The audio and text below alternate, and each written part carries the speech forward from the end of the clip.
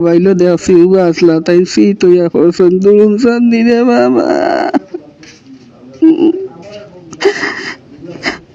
আমার তো আমার যাইতে সালাম করিয়া গেছেন দরিয়া তাই সালাম আছেন আমায় দোয়া করি আল্লাহ আল্লাহ আমি শহীদ আমি হয়তো হয়েছি না রে বাবা যাইবার কাম নাই রে বাবা, তো আমার কথা মানছেন না গেছেন কি রে বাবা।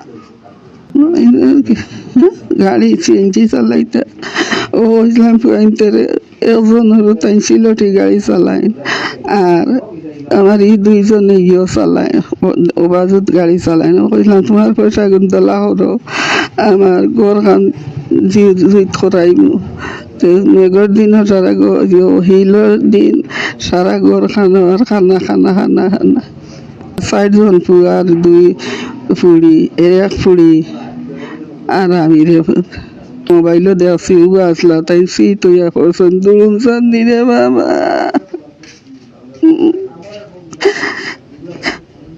আমি আমার প্রিয় গীতার গেলে গুন্ডি দিয়ে মারছেন বললেন আমি এগুলা দেশবাসী গেছে আমি চাই আর আমার একটা বিষয় ওই তো নির্মমভাবে গুলিতে আহত হয়েছেন এবং জায়গাতো নিহত হয়েছেন। আমার চাচা মেডিকেল নিয়া ইসিজি করা বাদে মৃত ঘোষণা করছে।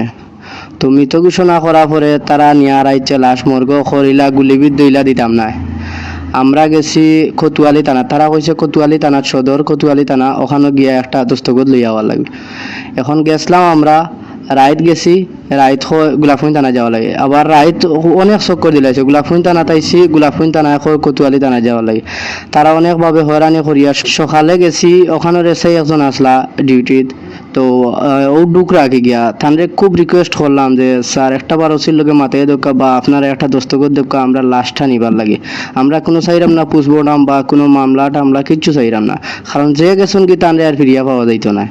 আমরা চাইছি খুব রিকোয়েস্ট করছি, কিন্তু তাই লাস্ট মুহূর্তে আমরা কইসন যে তুমি তাই নিয়ে ঝামেলা করিও না, হরি যাও আর নইলে গুল্লি করে মারি দিম।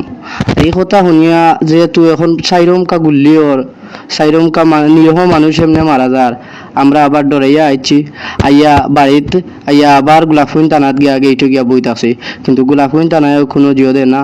যেমনে সরকার পরিবর্তন হয়েছেন তেমনে গোলাপগঞ্জ থানায় এবং উসমানী থানায় উসমানী হসপিটালেও কিচ্ছু চাইছে না, অটোমেটিকলি আমরা লাশটা দিলাইছে।